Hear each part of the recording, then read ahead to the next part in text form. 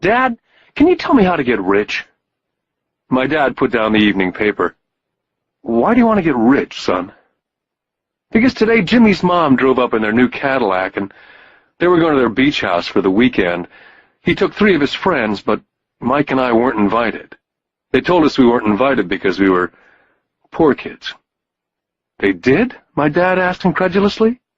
"Yeah, they did," I replied in a hurt tone. My dad silently shook his head, pushed his glasses up the bridge of his nose, and went back to reading his paper.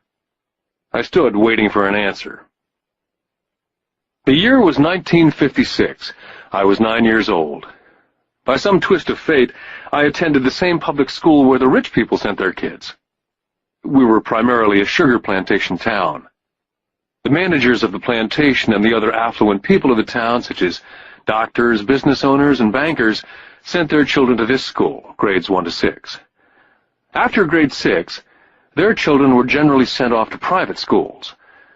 Because my family lived on one side of the street, I went to this school. Had I lived on the other side of the street, I would have gone to a different school with kids from families more like mine. After grade 6, these kids and I would go on to the public intermediate and high school. There was no private school for them or for me. My dad finally put down the paper. "Well, son," he began slowly, "if you want to be rich, you have to learn to make money." "How do I make money?" I asked. "Well, use your head, son," he said, smiling. Which really meant, "That's all I'm going to tell you," or, "I don't know the answer, so don't embarrass me." The next morning I told my best friend Mike what my dad had said. As best I could tell, Mike and I were the only poor kids in this school. Mike was like me in that he was in this school by a twist of fate. Someone had drawn a jog in a line for the school district, and we wound up in school with the rich kids. "So what do we do to make money?" Mike asked. "I don't know," I said. "But do you want to be my partner?" He agreed. And so on that Saturday morning, Mike became my first business partner. We spent all morning coming up with ideas on how to make money. Finally, that afternoon, a bolt of lightning came through our heads. It was an idea that Mike had gotten from a science book he'd read. Excitedly, we shook hands, and the partnership now had a business. For the next several weeks, Mike and I ran around our neighborhood, knocking on doors and asking our neighbors if they'd save their toothpaste tubes for us. With puzzled looks, most adults consented with a smile. Some asked us what we were doing, to which we replied, "We can't tell you. It's a business secret." My mom grew distressed as the weeks wore on. We had selected a site next to her washing machine as the place we would stockpile our raw materials. In a brown cardboard box that one time held ketchup bottles, our little pile of used toothpaste tubes began to grow. One day my dad drove up to see 2 9-year-old boys in the driveway with a production line operating at full speed. Fine white powder everywhere. On a long table were small milk cartons from school, and our family's hibachi grill was glowing with red-hot coals at maximum heat. Dad walked up cautiously, having to park the car at the base of the driveway, since the production line blocked the carport. As he got closer, he saw a steel pot sitting on top of the coals, with the toothpaste tubes being melted down. In those days, toothpaste did not come in plastic tubes. The tubes were made of lead. So once the paint was burned off, the tubes were dropped in a small steel pot, melted until they became liquid, and with my mom's pot holders, we were pouring the lead through a small hole in the top of the milk cartons. The milk cartons were filled with plaster of Paris. The white powder everywhere was the plaster before we mixed it with water. The milk cartons were the outer containers for plaster of Paris molds. My dad watched as we carefully poured the molten lead through a small hole in the top of the plaster of Paris cube. "What are you boys doing?" he asked with a cautious smile. "We're doing what you told me to do. We're going to be rich," I said. "Yep," said Mike, grinning and nodding his head. "We're partners." "And what is in those plaster molds?" Dad asked. "Watch," I said. "This should be a good batch." With a small hammer, I tapped at the seal that divided the cube in half. Cautiously, I pulled up the top half of the plaster mold, and a lead nickel fell out. "Oh, my God," my dad said. "You're casting nickels out of lead." "That's right," Mike said. "We're making money." My dad smiled and shook his head. Along with a fire and a box of spent toothpaste tubes in front of him were two little boys covered with white dust and smiling from ear to ear. He asked us to put everything down and sit with him on the front step of our house. With a smile, he gently explained what the word counterfeiting meant. Our dreams were dashed. "You mean this is illegal?" asked Mike. "Yes, it is illegal," my dad said gently. "But you boys have shown great creativity and original thought. Keep going. I'm really proud of you." Disappointed, Mike and I sat in silence for about 20 minutes before we began cleaning up our mess. The business was over on opening day. Sweeping the powder up, I looked at Mike and said, "I guess Jimmy and his friends are right. We are poor." My father was just leaving as I said that. "Boys," he said, "you're only poor if you give up. The most important thing is that you did something. Most people only talk and dream of getting rich. You've done something. I'm very proud of the two of you. I will say it again. Keep going. Don't quit." Mike and I stood there in silence. They were nice words, but we still did not know what to do. "So how come you're not rich, Dad?" I asked. "Because I chose to be a schoolteacher. School teachers really don't think about being rich. We just like to teach. I wish I could help you, but I really don't know how to make money." Mike and I turned and continued our cleanup. "I know," said my dad. "If you boys want to learn how to be rich, don't ask me. Talk to your dad, Mike." "My dad?" asked Mike with a scrunched-up face. "Yeah, your dad," repeated my dad with a smile. "Your dad and I have the same banker, and he raves about your father. He's told me several times that your father is brilliant when it comes to making money. He seems to be building an empire, and I suspect in a few years he will be a very rich man." With that, Mike and I got excited again. With new vigor, we began cleaning up the mess caused by our now-defunct first business. As we were cleaning, we made plans on how and when to talk to Mike's dad. The problem was that Mike's dad worked long hours and often did not come home until late. His father owned warehouses, a construction company, a chain of stores, and 3 restaurants. It was the restaurants that kept him out late. Mike caught the bus home after we had finished cleaning up. He was going to talk to his dad when he got home that night and ask him if he would teach us how to become rich. Mike promised to call as soon as he talked to his dad, even if it was late. The phone rang at 8:30 p.m. Mike's dad had agreed to meet with Mike and me. At 7:30 Saturday morning, I caught the bus to the poor side of town. Michael and I met with his dad that morning at 8 o'clock. He was already busy and had been at work for more than an hour. His construction supervisor was just leaving in his pickup truck as I walked up to his simple, small, and tidy home. Mike met me at the door. "Dad's on the phone, and he said to wait on the back porch," Mike said as he opened the door. The old wooden floor creaked as I stepped across the threshold of this aging house. There was a cheap mat just inside the door. That mat was there to hide the years of wear from countless footsteps that the floor had supported. Although clean, it needed to be replaced. I felt claustrophobic as I entered the narrow living room, which was filled with old, musty, overstuffed furniture that today would be collector's items.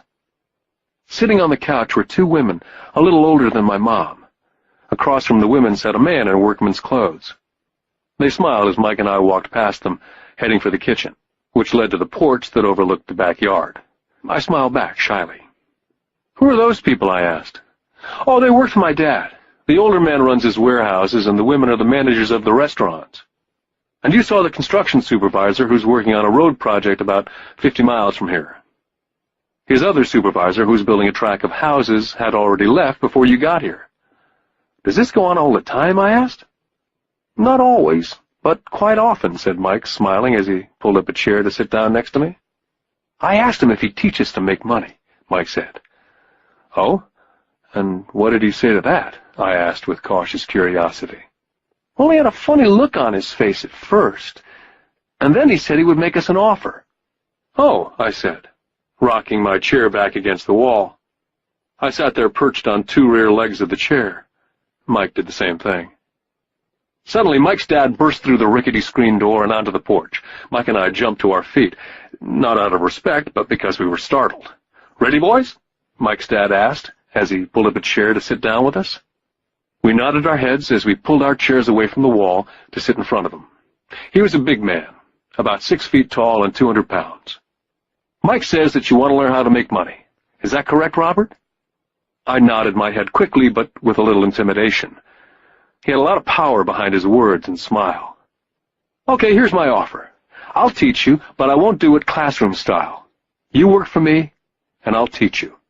You don't work for me, I don't teach you. I can teach you faster if you work, and I'm wasting my time if you just want to sit and listen like you do in school. That's my offer. Take it or leave it." May I ask a question first?" I asked. "Nope, take it or leave it.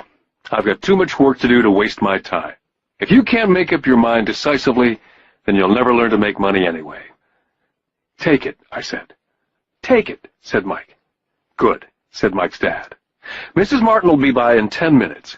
After I'm through with her, you ride with her to my superette, and you can begin working. I'll pay you 10 cents an hour, and you will work for 3 hours every Saturday." "But I have a softball game today," I said. Mike's dad lowered his voice to a stern tone.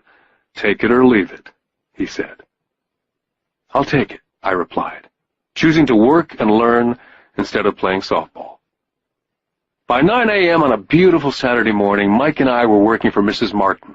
She was a kind and patient woman. She always said that Mike and I reminded her of her 2 sons who were grown and gone. Although kind, she believed in hard work, and she kept us working. She was a taskmaster. We spent 3 hours taking canned goods off the shelves, and with a feather duster, brushing each can to get the dust off, and then restacking them neatly. It was excruciatingly boring work. For 3 weeks, Mike and I reported to Mrs. Martin and worked our 3 hours. By noon, our work was over, and she dropped 3 little dimes in each of our hands. Now, even at the age of 9 in the mid-50s, 30 cents was not too exciting. Comic books cost 10 cents back then, so I usually spent my money on comic books and went home. By Wednesday of the 4th week, I was ready to quit. I had agreed to work only because I wanted to learn to make money from Mike's dad.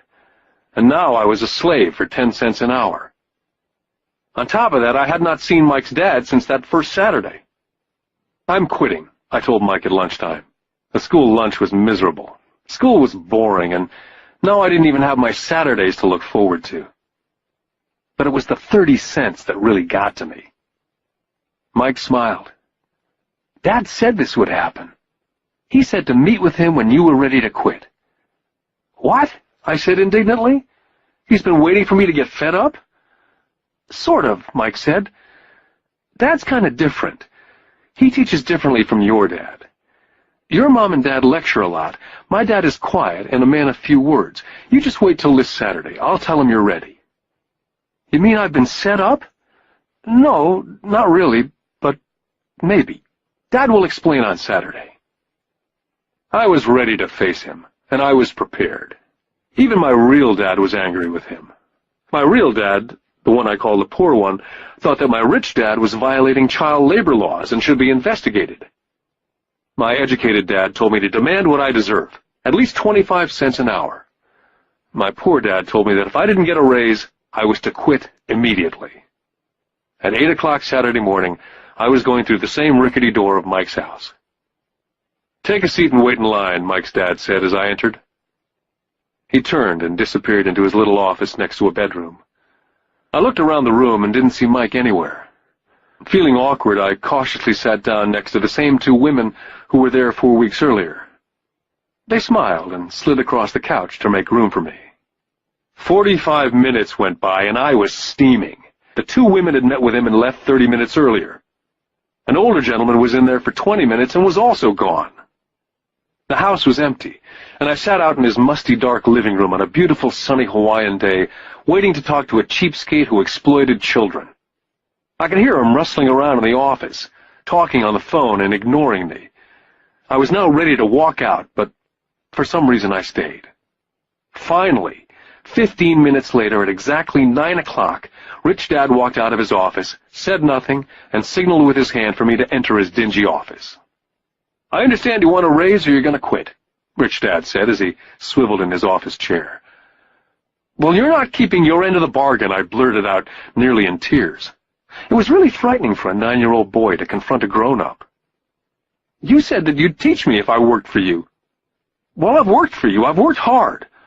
I've given up my baseball games to work for you, and you don't keep your word. You haven't taught me anything. You're a crook like everyone in town thinks you are. You're greedy. You want all the money and don't take care of your employees. You make me wait and don't show me any respect. I'm only a little boy, and I deserve to be treated better. Rich Dad rocked back in his swivel chair, hands up to his chin, somewhat staring at me. Not bad, he said. In less than a month you sound like most of my employees. What? I asked. Not understanding what he was saying, I continued with my grievance. I thought you were going to keep up your end of the bargain and teach me. Instead, you want to torture me. That's cruel. That's really cruel. I am teaching you, Rich Dad said quietly. What have you taught me? Nothing, I said angrily. You haven't even talked to me once since I agreed to work for peanuts. 10 cents an hour, huh? I should notify the government about you. We have child labor laws, you know. My dad works for the government, you know. Wow, said Rich Dad. Now you sound like most of the people who used to work for me. People I've either fired or they've quit. So what do you have to say? I demanded, feeling pretty brave for a little kid. How do you know that I've not taught you anything? Asked Rich Dad calmly.